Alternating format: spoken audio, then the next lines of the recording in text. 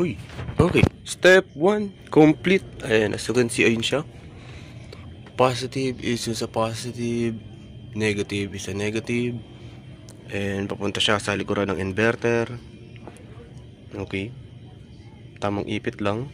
Hindi pa gumagana yung fan kasi wala pang load. Papaload pa tayo mamaya, go surf. So yun siya, 24 volts, 2 kilowatt. Inon ko na rin, 27.9. Ewan ko masyado siya mataas, pero may reading na siya.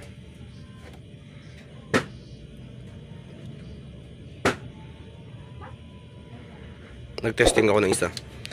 Yun ay charger. Charger ng drill. Okay, so as you can see, matagumpay ko na siya na isaksak. Next ko na lang gagawin is yung AC output neto is isasama ko dun sa aking AC setup sa taas lang.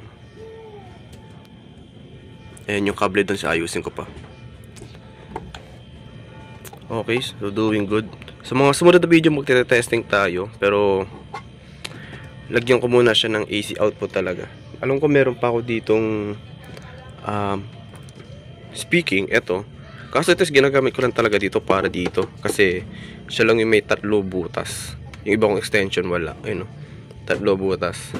Yung mga extension pero tigda 2 lang eh. So hanap siguro ng isa ang ganun na para lang dito, para pang testing nito. So yun lang muna para sa ating Payto setup na ikabit ko na aking inverter. So testing na namin siya mamaya sa ibang appliances. Subscribe po kayo. Salamat.